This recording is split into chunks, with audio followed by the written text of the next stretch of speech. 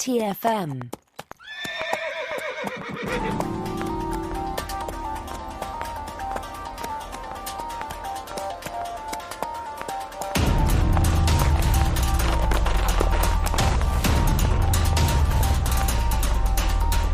Welcome, everyone, to another episode of Saddle Up, our dedicated Star Trek Strange New Worlds podcast. I'm Christopher Jones, and with me, as he always is my esteemed co-host, Matthew Rushing. And Matthew, I am so happy that you broke out the Yahtzee today, because I always love a little game before we start recording.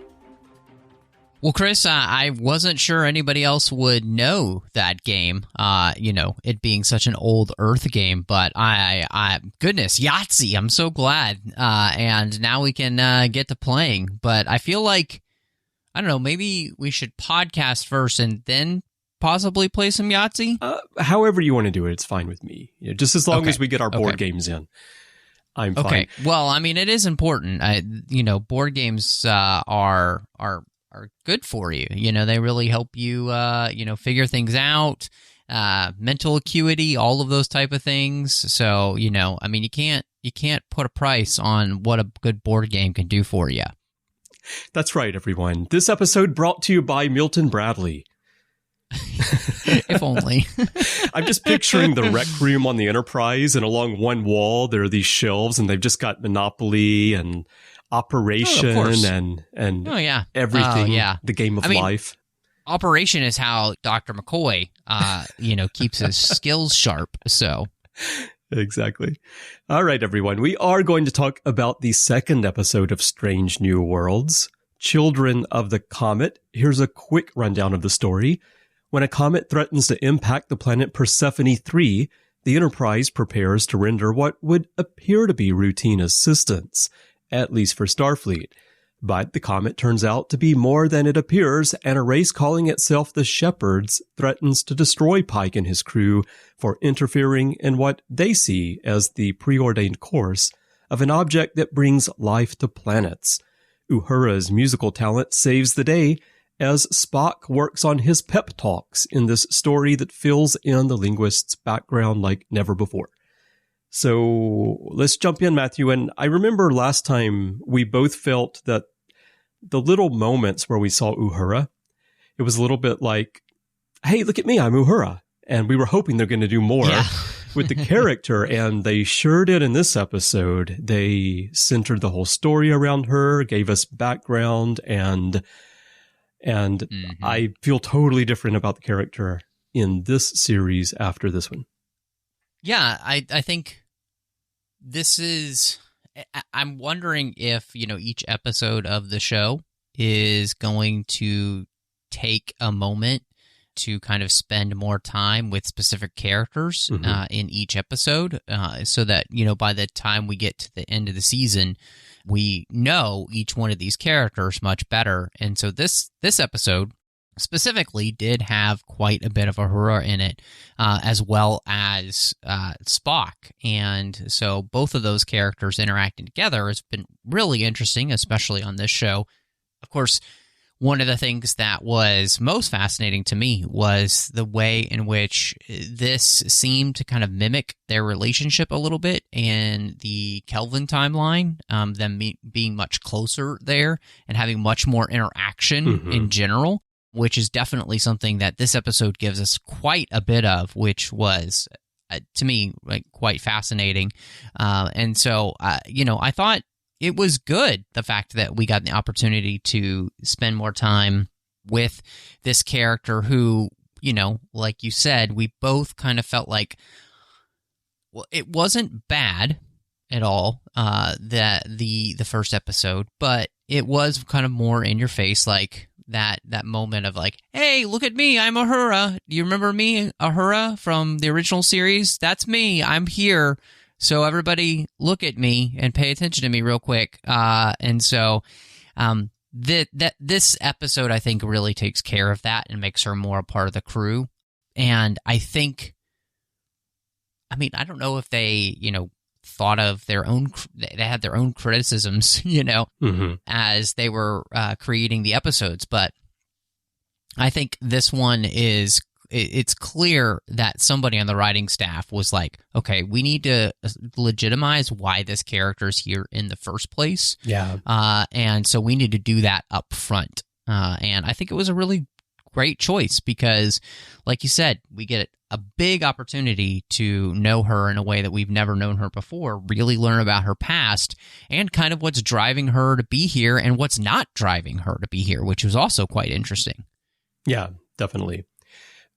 Before getting into Uhura specifically here, just going back to what you mentioned of the possibility that each episode this season might fill us in on the background of each character so that we really get to know them. I think they could do that effectively because if you look at this story, they did a great job, I felt, of really giving us background to Uhura, letting us get to know her, while at the same time giving us a story that felt like that traditional TOS, TNG style, here's one crisis we need to solve, and also tying that story into what's going on mentally with Pike, which we'll talk about in a little while with his fate. So they've been very adept so far at tying all these pieces together, which would allow 100%. them to focus on a single character in one episode without us feeling like the entire episode is only about that character.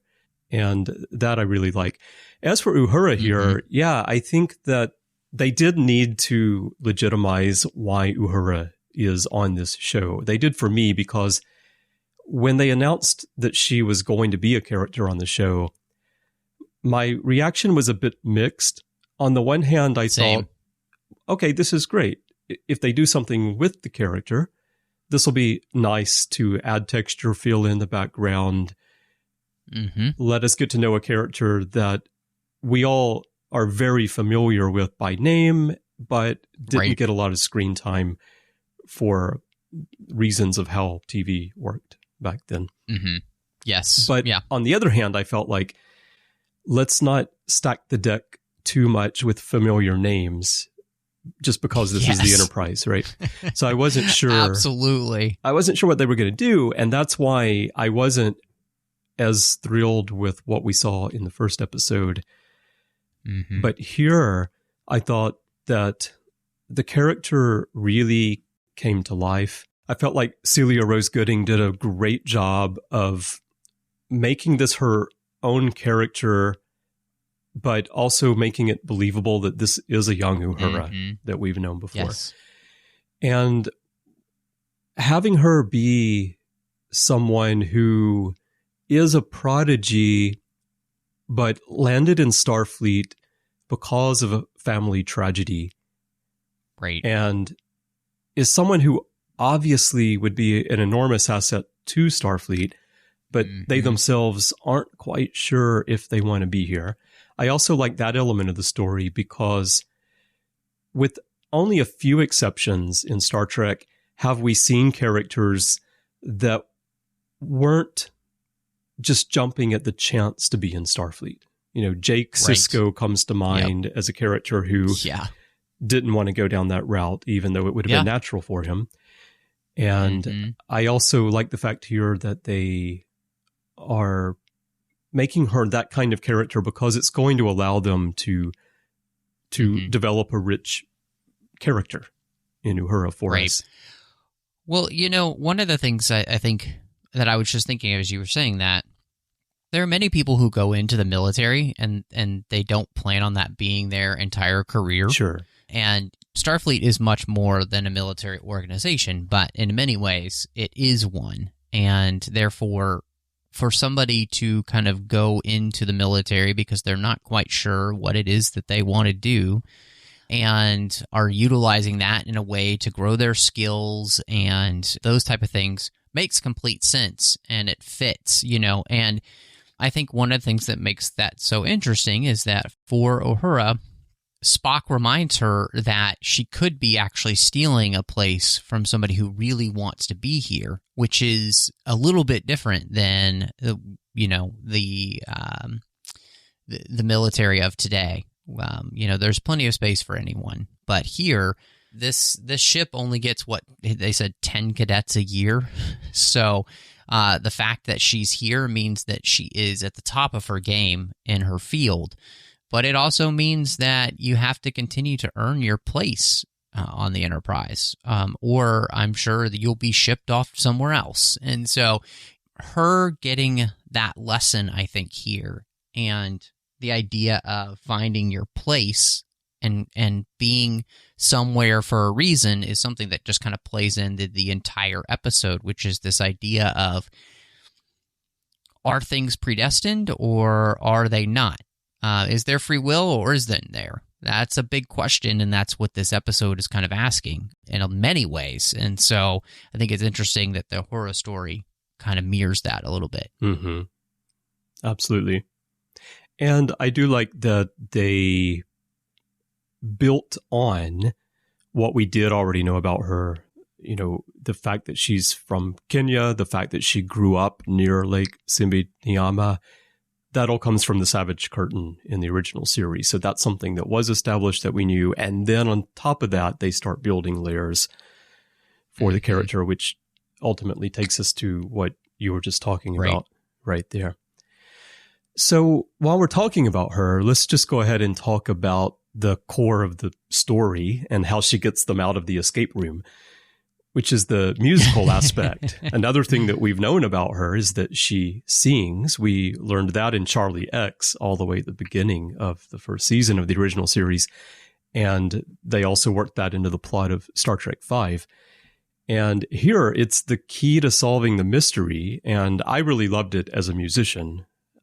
I think people listening to this show may not know, but other shows may know that I actually was an orchestral musician for many years and went to music school and have a degree in music and all that stuff. So I love it when they work music into the episodes.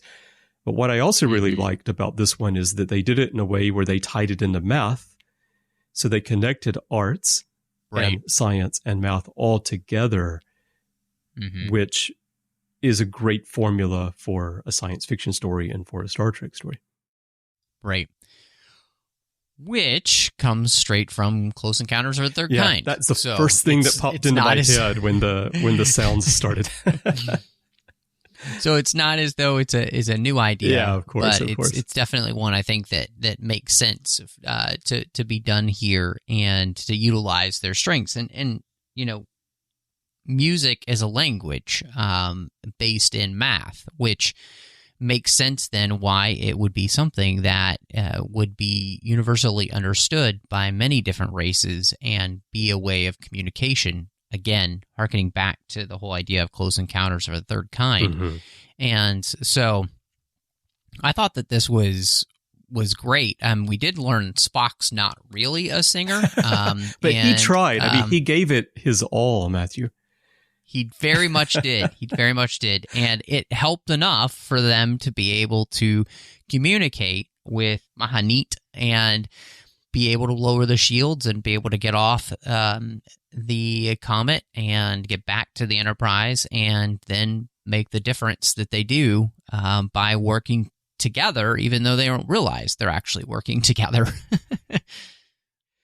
Well, this whole environment, apart from the Close Encounters, which is the first thing that popped in my head when that started, the whole environment inside the Comet with the lights and the sounds and all reminded me of two places that we have here in Tokyo, which are done by this group called Team Lab, which do like projection mapping and very complex stuff. And you've probably seen some of their work before, actually, because they have installations around the world. But we have one called Borderless, which is a digital art museum. It's absolutely massive. And you're immersed in this environment of lights and sounds and things that you do. The interaction has an effect on the environment. And then there's another one called Planets. And this, it felt to me like Mahanit was designed by Team Lab.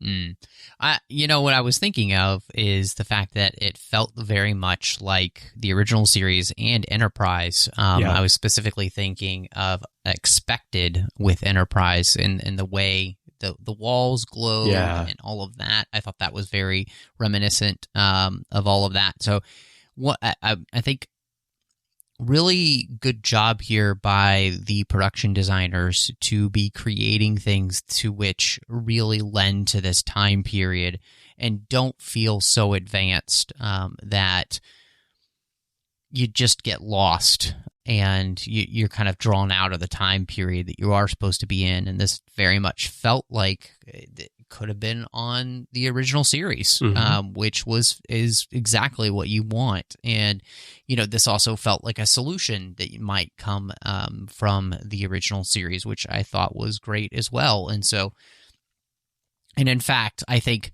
the whole philosophical side of this is something that we haven't seen a ton of since, I think, really Deep Space Nine. And this episode very much was asking some big theological questions about life. And I thought that was excellent. And it did not do the thing that the original series would sometimes do, which is kind of give you a trite answer and move on. This one gave you a lot to chew on and left you realizing, yeah, our Starfleet crew wasn't actually right. Right. I think that ties in well with Pike's character, because they established at the beginning of season 2 of Discovery that he has a faith and he's more open-minded to these possibilities, I think, than we've seen with some of the other captains or Starfleet officers. And asking these questions in this series with him being the leader of the crew works pretty well. And also, it also allows them to tie into his own existential conundrum that he's in right now.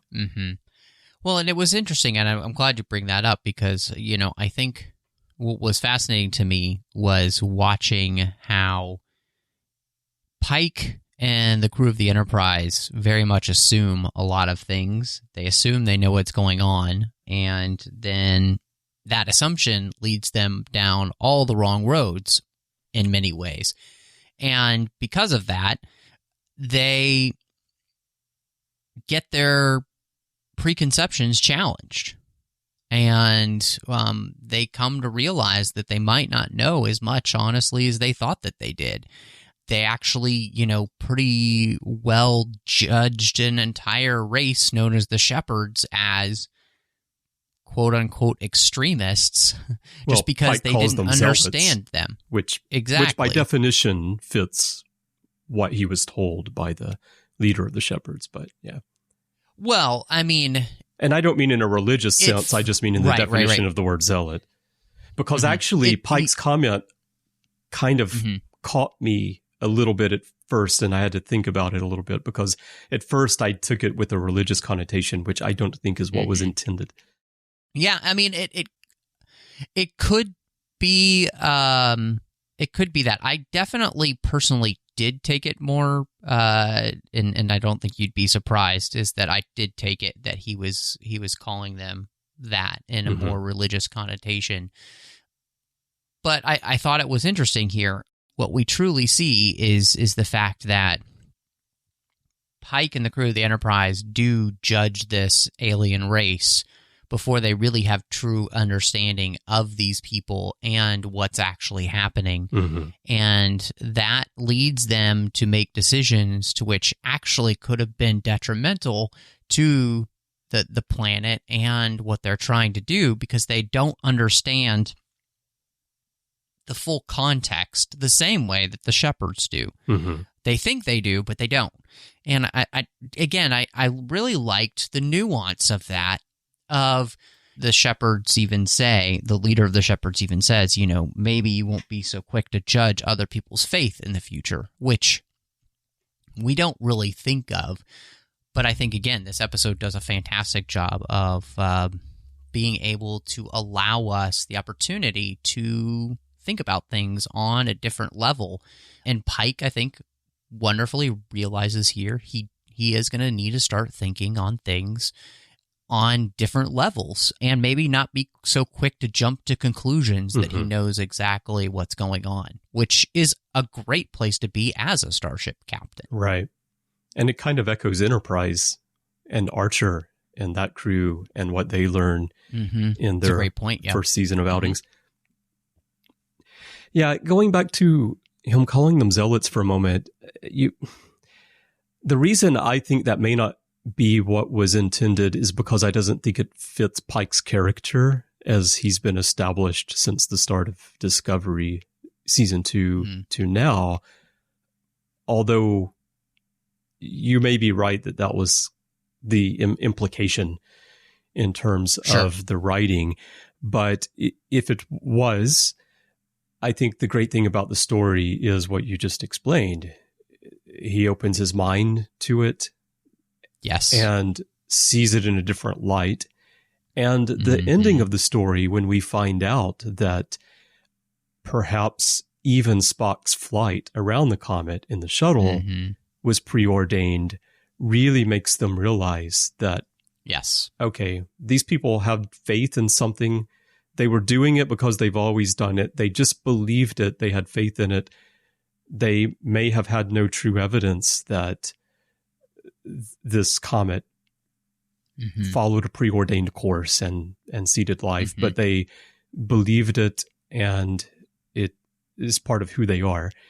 And whereas the Enterprise crew questioned that, by the end, they are willing to accept that, and probably, as you're saying, will change how they go into situations in the future. Sure. I would say this is one of the things is they really do, though, assume that they know a lot more about the shepherds than they actually do. And I think one of the things that is interesting is the shepherds talk about the idea that they have been doing this job of shepherding these comets, which they call ancient arbiters of life. And they've been doing this job for such a long time. And so you would assume then that they have had direct contact with not only the comets themselves, but they have seen them do these things for generations, right? I mean, they wouldn't be doing this job if they didn't have some basis for their belief. Like, I don't think it's just a thing where they just think, oh, well, we just do this thing. And, there's actually, I'm guessing there is a very firm foundation for their belief in this Mahanit, these comets, these arbiters of life, because of not only their belief system, but actual experience with them as well. So you put those two things together, and I think that's what we get. And again, that's the beauty of what I think Pike learns, right? And you absolutely said it correctly. I think, Pike wonderfully opens his mind to the fact that he was wrong, and this may be the case.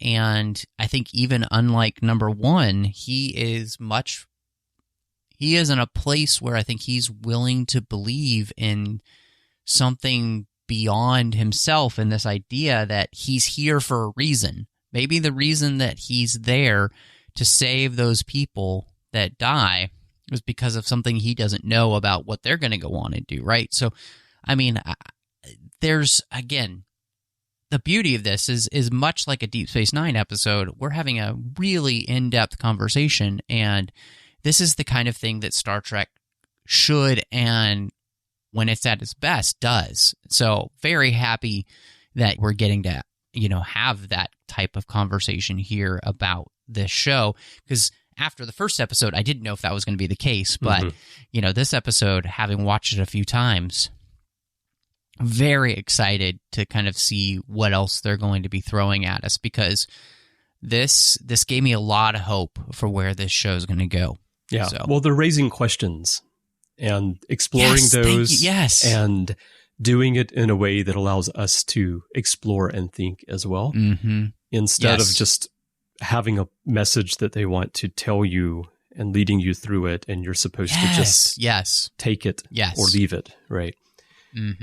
Which is something that Anson Mount had said, and I think we talked about that one of his quotes where he said, look, our goal is to raise questions and to present them to the audience and not tell you what to think. This is an episode where that legitimately happened. You were not told what you think. You were just given a bunch of information, and it's like, it could go either way. I don't know. But that's the fun of it, is that it can lead to all of this type of conversation and speculation for fans. And I think it's all the better for it. Again, that's what the best, why we continue talking on the Orb about Star Trek Deep Space Nine all the time, is because it allows us to continually question and from different sides of the perspective. And yet at the same time, we can still have the conversation that allows both of us to do it respectfully, which this show is doing as well. So. Yeah, absolutely. And to follow up about the shepherds and why they're doing what they do, I can picture, if we could learn more about them, because they've been doing this for so long, they must have records. So you can imagine shepherd scientists who are analyzing the paths of these comets and how they have interacted with other planets. And that would be the basis for them believing so strongly that they must continue to guide and protect these and arbiters of life. Trusting them to these comets to make the right decision, right? One that they might not necessarily themselves understand because of that fact. So let's talk a little bit more about Pike. And before we get into his existence and all this, let's go on the lighter side for a minute, because you called it last show, Cooking with the Captains. You called it, Matthew. Oh, yes. And boy, did we get it in this episode. What did you think about this? He was party? making ribs. He was making ribs. Man's got a smoker, I'm thinking, in his cabin, which is amazing. Can we just, again, talk about how cool the cabin is for the captain here? I love Pike's quarters. I want to live there, honestly. I feel like it's one of the best things I've seen Star Trek do design-wise in a long time. Yeah. To really make you feel like that the place is inviting, and yet at the same time feels Star Trek-y, right? It feels like the future, and it feels also like the original series all at the same time. And so I love his quarters. I actually had to go and look up how large this Enterprise is supposed to be, because his quarters are actually pretty big. Now, I will say the second time rewatching the episode, they're not as big as they come off. I think the way they film makes it feel bigger than it actually is. Yeah. But this Enterprise is supposedly 50% bigger than the original series Enterprise, which makes it a very big ship. And so for the captain to have these type of quarters makes sense, especially with the fact that as Pike uses them, he uses them as a way to welcome other people into his home. It's literally, that's what this is. It is his home to entertain and to get to know his crew. Very reminiscent of what we saw with Commander Sisko doing, having people over for dinner. Yeah. So I think this is great. This makes me love the character of Pike so much. And, makes me excited the fact that we're going to get the opportunity to continue to get to know this character. Well, he's the exact opposite of Picard on The Next Generation, right? Where Picard had this wall between himself and the crew. And here Pike not only invites people over, he cooks for them, and then he tells them stories. And then if they need to talk, he listens to them, and he's very supportive and encouraging. He's talking about tripping over the pants of a Nausicaan, so that's not something you're going to get Picard ever telling you that story. Well, my advice is to always stay away from Nausicans, but if you see a Nausicaan in bell bottoms, you better really stay away, because you don't want to trip over those pants. Well, a Nausicaan without pants on, too.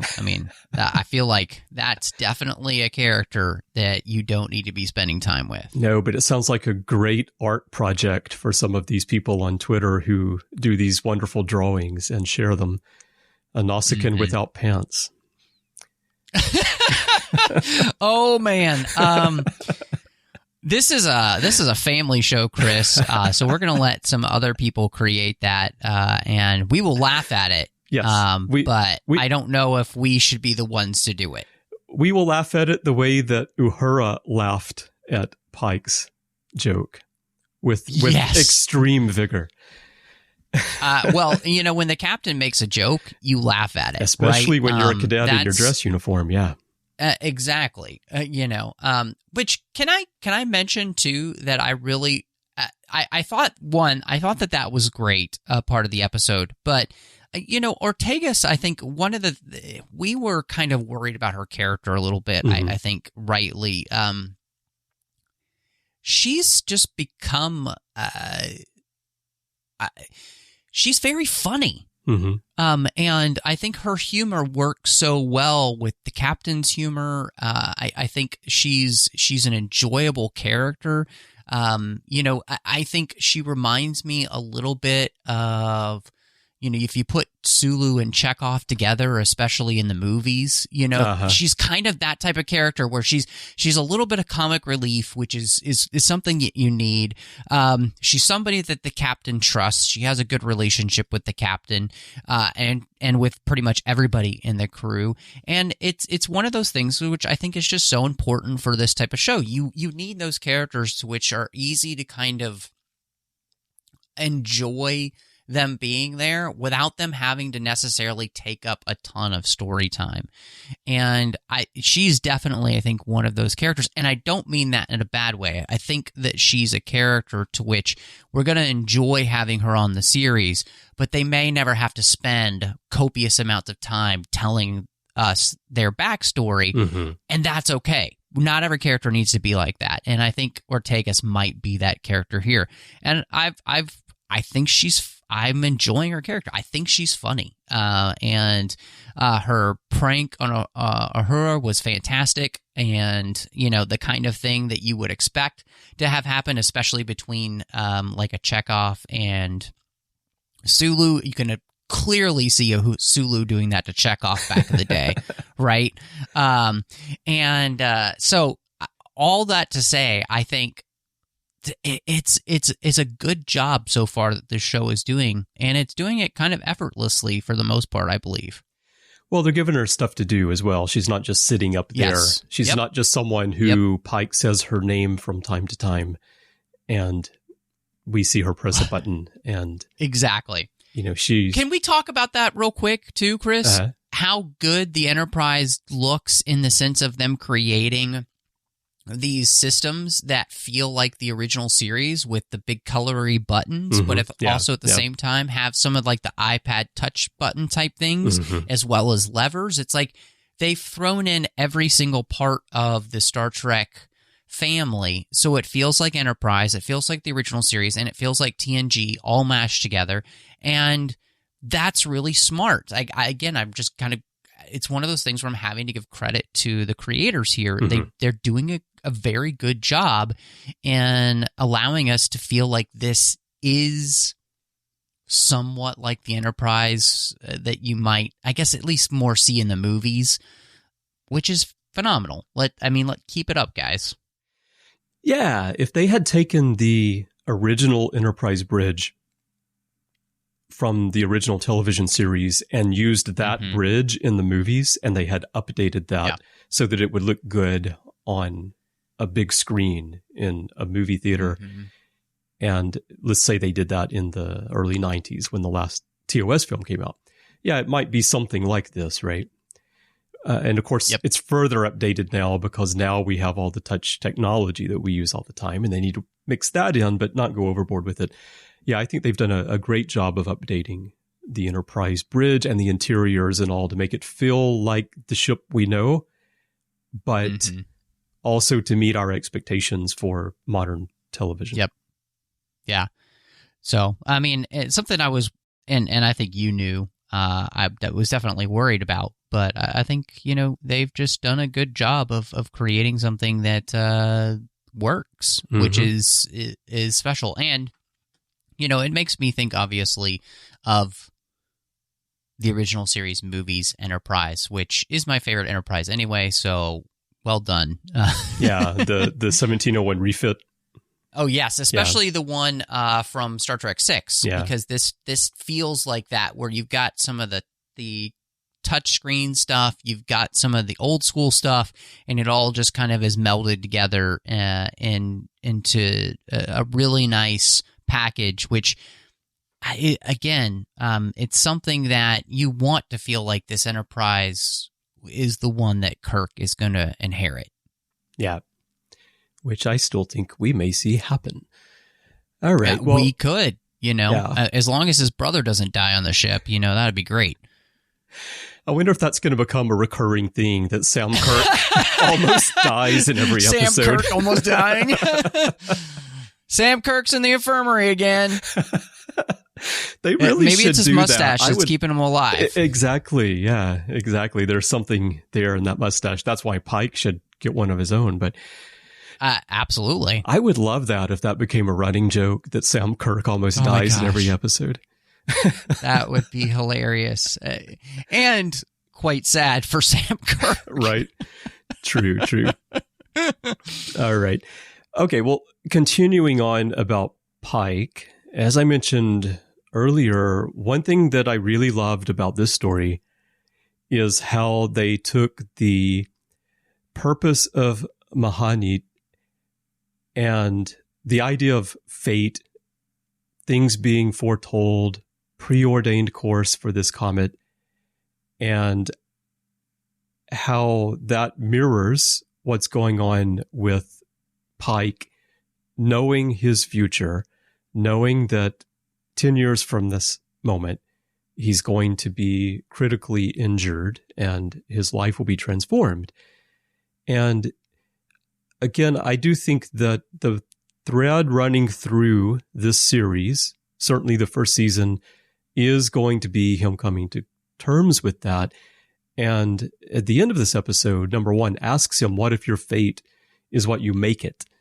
So there's this idea of, okay, you've seen what's going to happen to you, but does that have to happen? Does it have to happen the way you saw it? What control do you have over your life? And can life be what you make it under the circumstances? Mm-hmm.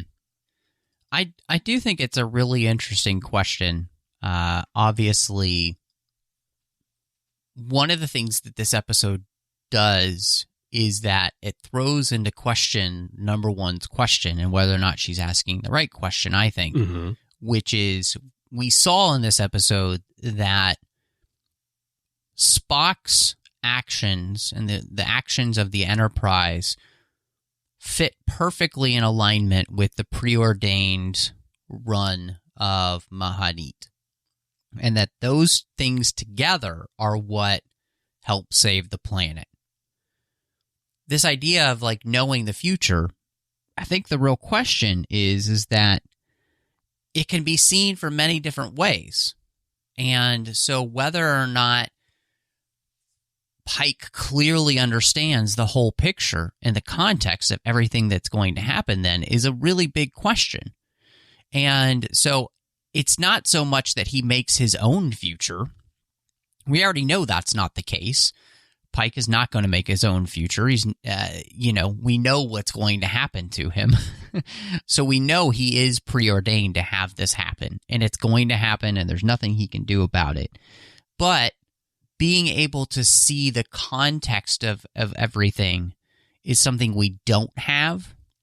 And I find that really interesting because this episode showed us that context matters when it comes to the idea of predestination and prophecy, really. And that's really a question that I don't think anybody will be able to answer, which is kind of fascinating. And as a human, obviously, it's frustrating. But I think it makes for a much more interesting discussion moving forward than anything else. So, well, Lorca said context is for kings, and that is, and it absolutely is sort of, the point of this story, right? At the end, is that context, matters, and within the context of Pike's future, he is thinking about all of these cadets who he will save in the future, who are kids at the moment, and he looks them up at the end, and I think I felt a bit that after learning that Spock's actions appeared to be preordained, and if Spock had not made the flight, then the course, the destiny of this comet may not have happened. But then again, it had to happen because it was preordained. So it's as if on the timeline, no matter what, the Enterprise is going to be there. Spock is going to make that flight. Yes. And because he does it, and this water vapor and then rain comes down into the atmosphere, which is going to change the future of the people on this planet, the actions benefit others in a way that they would have never have thought. And so I feel like that's what Pike is beginning to consider is that, okay, this is going to happen to me in the future, but because it happens to me, how will it affect those who I save, and how will it affect the course of their lives? So that was a good way of mirroring, a story with the arbiter of life. And you mirror these two courses, two storylines very well. And the fact that the Comet and Spock working in tandem, that's a big part of this whole thing. And so then having Pike working in tandem with whatever is going to happen in the future, I think is another really important aspect to this. And him being willing to give in to predestination and trust that there's something on the other side is really interesting. And I do think that that's one of the things that is fascinating, is that Pike isn't aware at this moment that he will not actually spend his life in this wheelchair and be bound to it forever. He's going to be able to go to Talos 4, and that's going to change his life in a way that he can't see coming right now because he hasn't experienced the cage yet. Right. And so I think that's really interesting because we already have the pieces of the puzzle and understand a lot of things that Pike doesn't understand. All that's left now is for Pike to trust that there's some reason for this that he may not be able to figure out until much later on. And that's just it's a fascinating thing. It's a difficult thing, especially for us as human beings, because we want to know. And a lot of times we don't know until much later on. With perspective and time, we can see something in a way that isn't available to us at that time. So I think that's another, that's a part of this, and it makes for a really interesting discussion, and it makes it difficult because it absolutely is difficult as a human being to accept that. We want to be the one in control. And to quote Jurassic World, it's when you finally learn that you're not in control that you can really be free, because we're never really truly in control of our lives. So yeah, that's very true. What would you think about in this series at some point if they remade The Cage? Because The Cage originally never aired. Right, you're right, yeah. And it is something, you said he hasn't experienced The Cage yet, and so it is something that he does need to experience. It's part of that journey. And so it could be interesting if they actually revisited that and updated the story a little bit to fit in with current social norms, but have him have that experience, because you've got all the characters right there on the show. I think... and I enjoyed when they revisited Talos 4 on Discovery. I thought that episode was quite nice. So I think it's an interesting idea. The problem that you do run into is the fact that the cage does exist within canon in the original series, even though it it never actually aired as that episode. Right. So there's that whole thing. But to be able to do that, I actually don't know if that's a terrible idea to allow this character to be able to go through that before we hand off this Enterprise to Kirk. Yeah. I don't know. I'm sure a lot of other fans probably have a lot of ideas, so they can yell at us on Twitter and tell us how wrong we were. But I think that you're onto something in the sense that it holds weight as an idea. Yeah. And it could possibly be a really interesting one to experience with Anson Mount as this character. Yeah, I think we would get a mix. I think some people would be, no way. There's no way you could remake an episode that already exists. And some people might say, yeah, that could be an interesting idea. I think within the context of the series, it would make sense. Within the context of the franchise, it might be a bit odd. Sure. So, all right. Well, okay, let's move on to... I mean, we've already moved around the eugenics wars 1,000 times, right? So, like, I don't know, is this one a bigger sin? That's a good question. Yeah. And another thing that we may talk about a few weeks from now is how they're handling star dates, because, the star dates and those of the original series already don't match up. And there was a big jump between the first episode and this one. And so I'm curious to see if they're going to settle into something a bit more linear, or if they're going to pay homage to the original series by giving us random star dates that jump back and forth and back and forth. I don't know. Star dates that don't make any sense. I know some of that was due to the fact that episodes were shot in one order and aired in a different one. But it's not just that. Some of it's just the writing. It's just, let's just throw a number out there. So anyway, we'll see. Okay, let's talk about one last point here before we wrap up, and that's Hemmer, because the chief engineer came to the ship right at the end of the last episode, and so we didn't get to talk about him. What did you think about this, having an Anar? Anars are blind, of course, and he's being played by Bruce Horak, who himself as an actor is blind. I think it's great.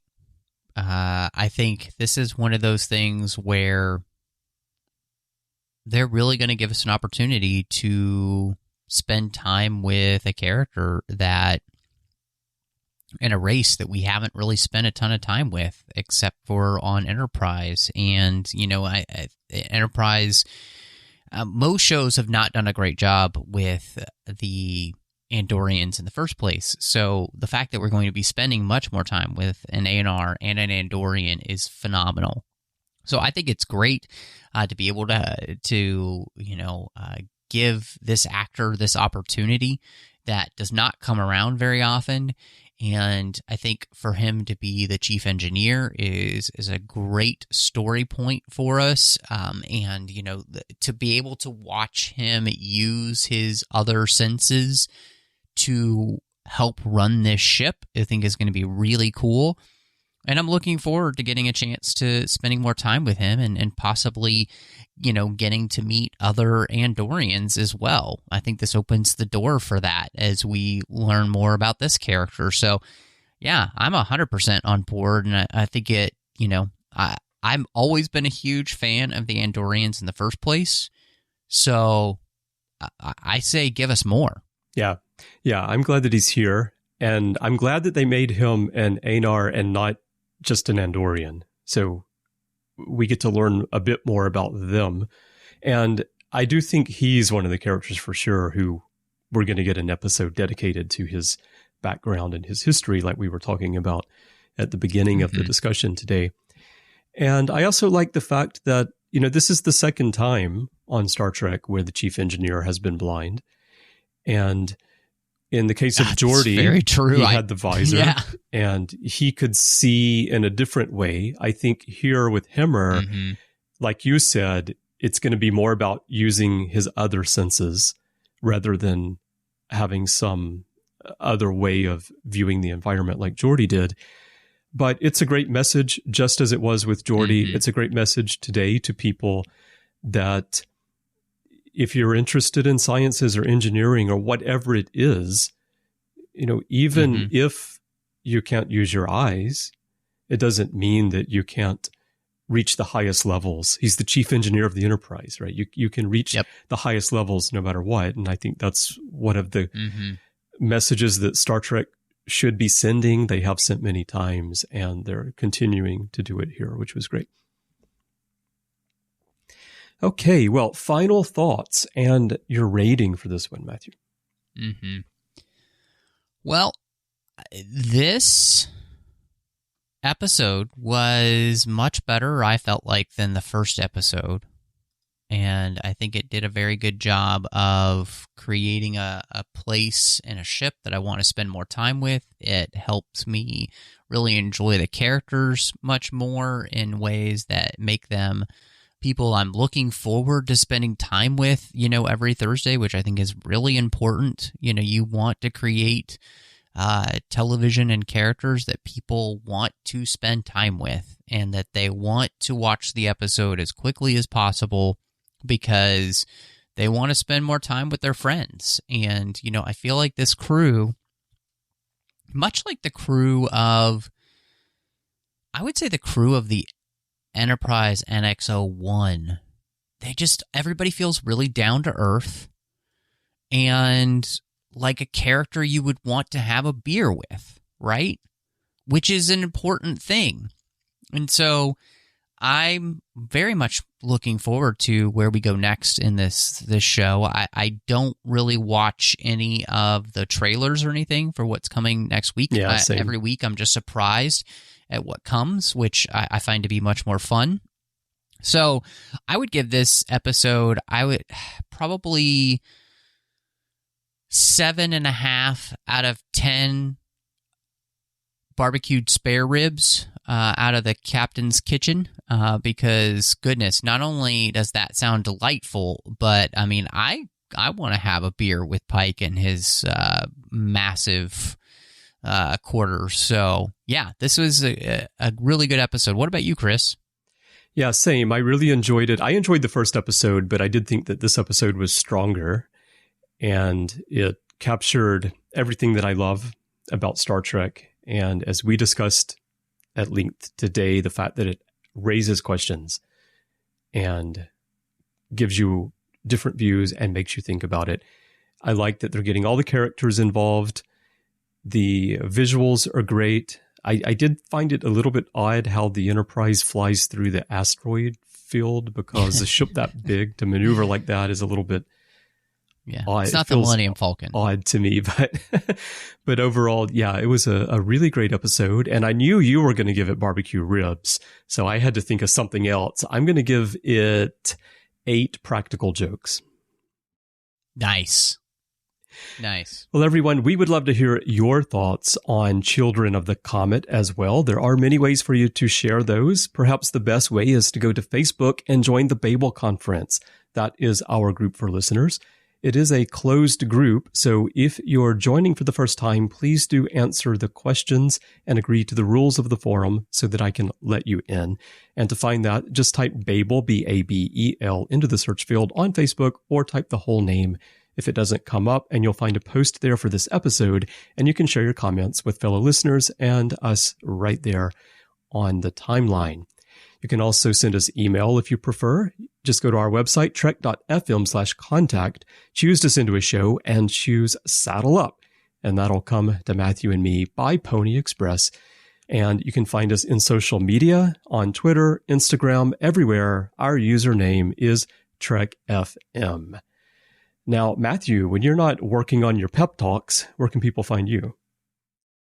Well, Chris, I got to say that takes a lot of time. It's a lot more difficult than I thought it was going to be. But when I'm not doing that, you can find me all over social media under the name MattRushing02. And then here on the network, doing so many different shows. So I hope people will check those out. Shows like the 602 Club, or we talked about the Orb and Warp 5, Artificial Tango, Literary Treks. So just a plethora of places for you to be able to find me here on the network, and would love for you to be able to check out all of those other shows.